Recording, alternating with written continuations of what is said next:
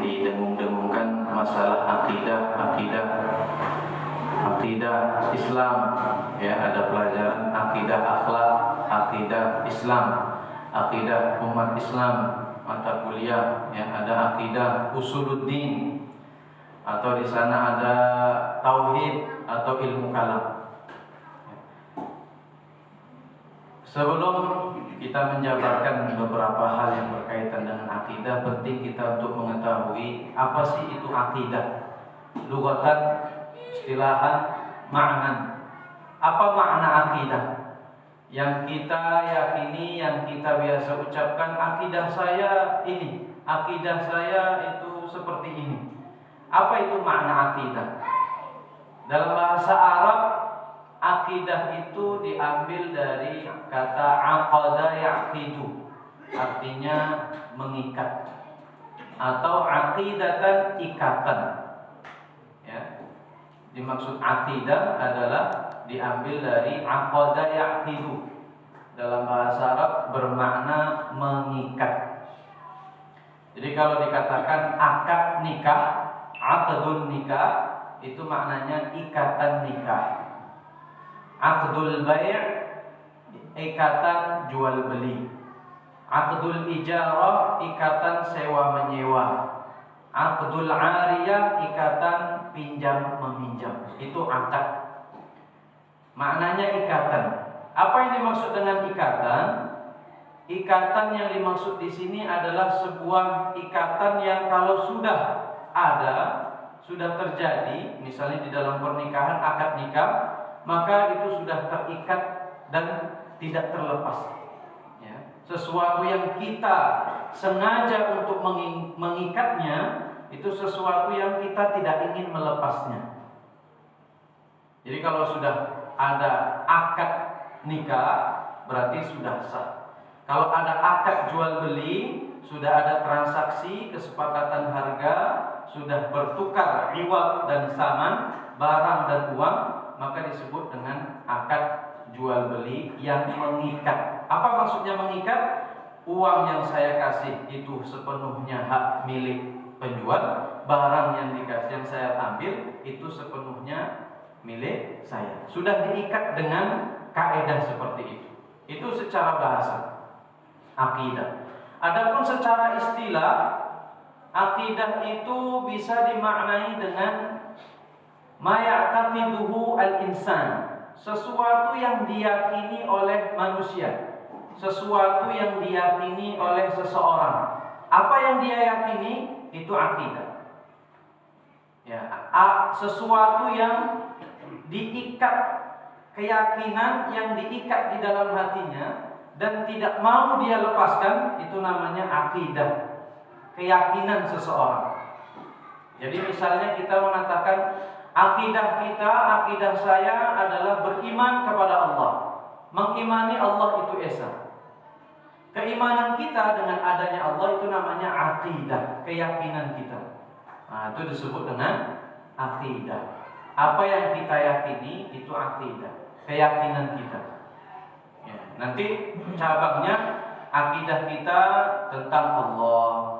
Bagaimana kita beriman kepada Allah, keyakinan kita tentang Allah. Akidah kita tentang Nabi Muhammad, artinya apa? Keyakinan kita yang kita yakini tentang Nabi Muhammad sallallahu alaihi wasallam. Beliau adalah seorang Arab, putra dari Abdullah, seorang yang diutus oleh Nabi sallallahu alaihi wasallam. Itu akidah namanya. Apa bedanya dengan tauhid? Akidah dengan tauhid, apakah sama atau beda? Nah, secara hakikatnya tauhid itu berbarengan, sama dengan akidah. Kalau kita katakan akidah itu adalah keyakinan kita kepada Allah, maka dikatakan keyakinan kita kepada Allah itu, akidah kita terhadap Allah itu adalah dengan mengesakannya, dan itulah yang disebut dengan tauhid. Akidah kita, keyakinan kita tentang Allah, yaitu mengesakan Allah, itulah yang disebut dengan tauhid. Jadi secara hakikatnya sama, ya. Akidah tauhid itu adalah bagian dari akidah kita tentang Allah Subhanahu wa ta'ala. Itulah yang disebut dengan akidah.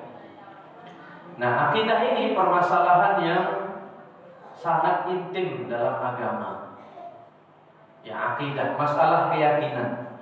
Oleh karena itu di dalam Al-Quran banyak sekali Allah Subhanahu wa ta'ala menyebutkan, baik secara langsung perintah dari Allah, atau menyebutkan tentang kisah-kisah para nabi yang berwasiat kepada anak keturunannya supaya menjaga akidahnya. Apa itu mengesahkan Allah? Sehingga salah satu wasiat Ali Imran dalam surah Ali Imran kepada anak-anaknya apa? Ya, nanti setelah wafat maka untuk tetap istiqamah dalam menyembah Allah Subhanahu wa ta'ala. Jangan sampai terjadi sesuatu hal yang ditakutkan dalam dirinya. Apa itu? Menyekutukan Allah, menserikatkan Allah, menyembah selain Allah setelah wafatnya. Nah, saking pentingnya itu juga Rasulullah sallallahu alaihi wasallam banyak sekali dalam hadisnya mewanti-wanti umatnya supaya berpegang teguh terhadap akidah, syariat yang dibawa oleh Nabi Muhammad. Dan itu Rasulullah menyebutkan dengan keutamaannya yang sangat agung. Kata beliau, al-mutamassiku bi sunnati 'inda fasadi ummati lahu ajrun syahid. Orang yang berpegang teguh terhadap syariatku ketika terjadinya, tersebarnya banyaknya fasad, kerusakan dalam masalah agama terutama akidah, lahu ajrun syahid. Dia akan mendapatkan pahala syahid. Jadi syuhada dia. Kalau meninggal ya meninggal atau tidak meninggal. Kalau dia berpegang teguh terhadap syariatnya ketika orang-orang sedang banyak kerusakan dalam hal syariat, menyeleweng, maka dia akan mendapatkan pahala seperti syuhada. Pahalanya sangat besar. Tapi itu tidak mudah. Berpegang teguh terhadap syariat di kala rusaknya agama itu tidak mudah. Dan itu juga Rasulullah sebutkan. Al-qabidu ala dinihi, nanti di akhir zaman, al-qabidu ala dinihi kal-qabidi ala jabrin. Di akhir zaman nanti ketika terjadinya fasadul ummah, keadaan orang itu bagaimana? Al-qabidu ala dinihi, orang yang berpegang teguh terhadap agamanya, kal-qabidi ala jabrin. Dia seolah-olah seperti memegang bara api. Bagaimana itu? Bara api itu kan kalau dipegang panas. Ya, dipegang panas. Apa maksudnya? Ketika seseorang itu berada di lingkungan yang rusak syariatnya, agamanya, akidahnya, kemudian dia tetap berpegang teguh terhadap syariat, akidah Nabi Sallallahu Alaihi Wasallam, dia akan mendapati hinaan, celaan, atau siksaan dari orang. Dan itu yang dimaksud al-qabidu ala jabrin. Dia akan mendapatkan siksaan, hinaan, sehingga dia tersakiti oleh orang-orang yang fasad syariatnya. Tapi tidak mungkin untuk dilepaskan. Dipegang sakit, menyakitkan dirinya, nyelenehnya, nyelewengnya. Nah, itu wanti-wanti dari Nabi Sallallahu Alaihi Wasallam tentang akidah. Kenapa kok penting dibahas tentang akidah? Kenapa Rasulullah segitunya mewanti-wanti tentang akidah? Para ulama mengatakan dosa yang akan terjadi di akhir, apa yang akan terjadi di akhir zaman daripada dosa, maksiat, kerusakan, itu munculnya, pokoknya, dasarnya itu sesuatu yang rusak pada awalnya. Apa maksudnya? Di awal, apa dosa yang pertama kali dilakukan di alam ini? Dosa iblis kepada Allah. Ketika Allah Subhanahu wa ta'ala memerintahkan iblis untuk bersujud tahiyatan, penghormatan kepada Nabi Adam, iblis tidak mau. Dengan meyakini apa? Bahwa dia tercipta dari api, sedangkan Adam dari tanah. Dan api lebih mulia dari tanah, lebih hebat dari tanah, lebih kuat dari. Maka kerusakan di akhir zaman itu dasarnya akan muncul dari dosa-dosa yang diperbuat iblis. Yang pertama, karena rusaknya akidah. Karena rusaknya keyakinan. Salahnya keyakinan iblis merasa bahwa kemuliaannya itu karena dia sebagai diciptakan dari api. Rusaknya keyakinan iblis itu karena dia merasa kemuliaan yang dia dapati sehingga dia tidak mau bersujud kepada Adam itu karena dia diciptakan dari api.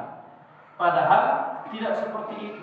Kemuliaan, kehinaan, apapun bentuknya, itu Allah Subhanahu wa ta'ala yang menentukan.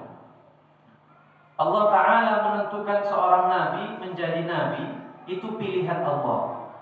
Tidak bisa jabatan atau martabat kenabian itu dicari dengan banyaknya ibadah, tidak bisa. Kemuliaan itu milik Allah. Kemuliaan itu milik Allah dan yang menciptakan juga Allah Ta'ala. Jadi itu yang dilupakan, dilalaikan oleh iblis, bahwa yang memuliakan itu Allah. Tapi iblis maunya apa? Muncullah takabur. Dari kesalahpahaman, salahnya keyakinan, muncullah takabur. Dia tidak mau sujud penghormatan terhadap Nabi Adam. Jadi takabur, pengen dimuliakan, itulah yang banyak terjadi di akhir zaman. Di pertengahan ya ada, cuman tidak akan sebanyak di akhir zaman. Ya banyak orang ya, mungkin pernah kita lihat, dia merasa orang-orang kafir. Beda pemahaman kita dengan pemahaman orang-orang sebelah. Ya. Kalau orang sebelah, Nabi pertama itu Nabi Nuh. Dalilnya apa? Katanya ada hadis sahih ini. Kita tengok yang memang sahih hadisnya. Jadi Nabi Adam bukan Nabi pertama. Katanya hadisnya sahih, ada. Riwayat Bukhari ada. Memang ada hadis. Sewaktu di hari kiamat diceritakan dalam hadis itu bahwa orang-orang ini datang meminta syafaat kepada Nabi Adam. Nabi Adam, saya bukan ahli untuk memberikan syafaat yang kalian minta. Minta kepada Nabi Ibrahim, minta kepada Nabi Nuh. Nah, ketika orang-orang manusia ini minta syafaat kepada Nabi Nuh, mereka ngomongnya gini. Ini kan yang menceritakan Nabi. Nah, mereka memintanya kepada Nabi Nuh, wa anta awwalul anbiya. Engkau kan awal nabi. Nabi yang pertama. Nah, diartikan seperti itu. Nah, dari sini mereka menyimpulkan bahwa nabi pertama itu adalah Nabi Nuh. Tapi kalau kita tengok sejarahnya, itu terputus perkataannya. Kalau dikatakan Nabi Nuh adalah nabi pertama, itu harusnya masih ada lagi. Mereka putusnya sampai di situ. Kalau kita apa tadi? Berdasarkan cerita tadi apa? Nabi Nuh adalah nabi pertama yang diutus kepada orang-orang kafir. Ketika zaman sebelum itu, Nabi Syis, Nabi Idris, mereka dalam keadaan beriman kepada Allah Subhanahu wa ta'ala. Dan itulah yang ditafsirkan oleh Ibnu Abbas. Karena ummatan wahidatan fakhtalafu, kemudian mereka bercerai-berai, artinya apa? Mengingkari, melenceng dari keyakinan menyembah Allah Subhanahu wa ta'ala. Kemudianlah baru Allah Ta'ala mengutus para nabi dan rasul untuk memperingatkan mereka. Siapa yang pertama kali yang diutus oleh Allah kepada orang-orang kafir ini? Adalah Nabi Nuh alaihi salam. Ya. Jadi perlu kita ketahui tentang tarikh, baru bicara diterapkan di dalam memahami hadis. Jadi kalau memahami hadis saja tanpa memahami tarikh bisa keliru, bisa melenceng. Kalau kita memahami hadis saja, ya, tanpa memahami situasi, kondisi yang berlaku di waktu itu, kita bisa salah paham. Kita bisa salah paham. Oleh karena itu, di dalam hadis itu mungkin kalau kita baca zahirnya, bunyinya, mikirnya hukumnya A. Tapi ulama kok bisa mikir jadinya B? Karena mereka bukan hanya membaca zahirnya saja, tapi dicari sanadnya dari mana.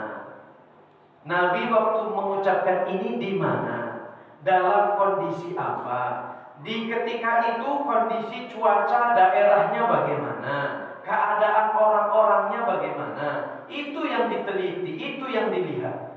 Kenapa? Gak enak aja. Terus mereka berkoar-koar mengatakan Asy'ariyah itu kelompok sesat. Kenapa mereka gak mau? Ada bukunya. Ada buku di situ, kelompok-kelompok sesat 1, 2, nomor 3 atau nomor 2 disebutkan Asy'ariyah. Orang-orang bermadzhab Asy'ari. Kita mengatakan Ar-Rahmanu 'alal 'arsy istawa. Istawa maknanya istaula, menguasai. Qahara, menguasai. Istaula maknanya menguasai, qahara menguasai. Itu tidak diterima oleh mereka. Kenapa? Karena di dalam Al-Quran tidak ada tuh yang mengatakan Allahu qahara 'alal 'arsy. Nggak ada Al-Quran mengatakan qahara 'alal 'arsy. Katanya yang ada itu istawa 'alal 'arsy, tsumma istawa 'alal 'arsy. Kalau qahara 'alal 'arsy nggak ada.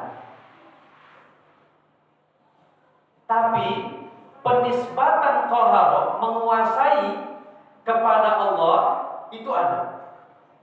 Dalam Al-Quran memang tidak ada nas Allah menguasai arsy secara nas ya, qahara, istaula memang tidak ada. Tetapi sifat qahara dan istaula itu ada di dalam Al-Quran, dinisbatkan kepada Allah. Kalau mereka mengatakan istaula atau qahara, itu tidak boleh, karena itu takwil dan tidak ada di dalam Al-Quran. Kalau adalah kalimat qahara 'alal 'arsy, bisalah kita maknakan Allah menguasai di atas arsy. Tapi tidak ada. Kita tanya, emang ada di dalam Al-Quran ayat yang mengatakan Allah jalasa 'alal 'arsy, Allahu qa'ada 'alal 'arsy? Ada nggak Allah duduk di atas arsy? Tidak ada, secara nas tidak ada. Ada nggak sifat duduk dinisbatkan kepada Allah di dalam Al-Quran? Tidak pada arsy, pada selain arsy juga tidak ada. Jalasa 'alal kursi juga tidak ada. Qa'ada 'alal kursi tidak ada. Qa'ada 'alas sama juga tidak ada. Jalasa duduk di atas langit juga tidak ada. Tapi kalau qahara itu ada. Wallahu qahirun fawqa ibadi. Allah Maha menguasai atas hamba-hambanya. Menisbatkan dulu untuk mentafsirkan Ar-Rahmanu 'alal 'arsy istawa yang ada di dalam Al-Quran atau yang tidak ada sama sekali di dalam Al-Quran.